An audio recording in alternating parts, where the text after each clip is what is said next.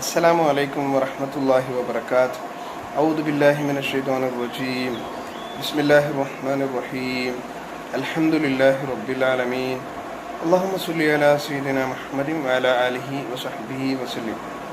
ഞാൻ ഈ വീഡിയോയിൽ വരാണ്ടായ കാരണം, നമുക്കറിയാം ഖുർആൻ ഒരു അത്ഭുതമാണെന്ന്.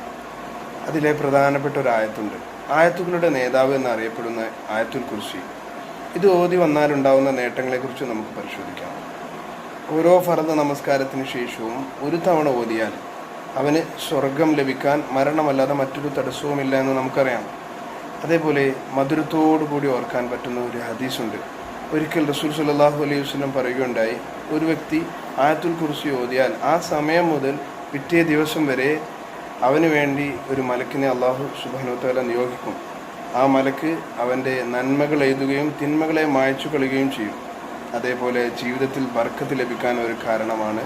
അതേപോലെ പൈശാചിക ഷെറിൽ നിന്നും അവനൊരു കാവലാണ്. അതേപോലെ അസറിന് ശേഷം ഖിബ്ലക്ക് മുന്നിട്ടുകൊണ്ട് 10 തവണ ഓതിയാലുണ്ടാകുന്ന നേട്ടങ്ങൾ നിരവധിയാണ്. അതിലൊന്ന്, തൗബ ഇല്ലാതെ അവൻ മരിക്കുകയില്ല, അവന് ഷിർക്ക് ഉണ്ടാവുകയില്ല, അവൻ്റെ റിസ്കിൽ വിശാലത ലഭിക്കും, അവന് കിതാബ് വലതു കൈയിൽ ലഭിക്കാൻ കാരണമാണ്, ഹിസാബില്ലാണ്ട് സ്വർഗം ലഭിക്കാൻ കാരണമാണ്, ഖബറിൽ വിശാലത ലഭിക്കും. അതേപോലെ മുഅ്മിനീങ്ങളുടെ ഹൃദയത്തിൽ അവനോടൊരു സ്നേഹമുണ്ടാകും. മുഅ്മിനീങ്ങളുടെ ഹൃദയത്തിന് വിഷമം ലഭിക്കുക എന്നത് അല്ലാഹു സുബ്ഹാനഹു വ തആലക്ക് കഅബ പൊളിക്കുന്നതിനേക്കാൾ അധികം വിഷമമാണ്. അപ്പം ആ മുഅ്മിനീങ്ങളുടെ ഹൃദയത്തിൽ അവനോടൊരു സ്നേഹം ഉണ്ടാവാനൊരു കാരണമാണ്.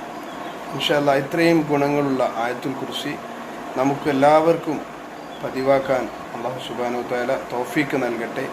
ആമീൻ യാ റബ്ബൽ ആലമീൻ. ഇൻഷാ അല്ലാഹ് അടുത്ത വീഡിയോയുമായി നമുക്ക് വീണ്ടും കാണാം. അസ്സലാമു അലൈക്കും വറഹ്മത്തുള്ളാഹി വബറകാതുഹു.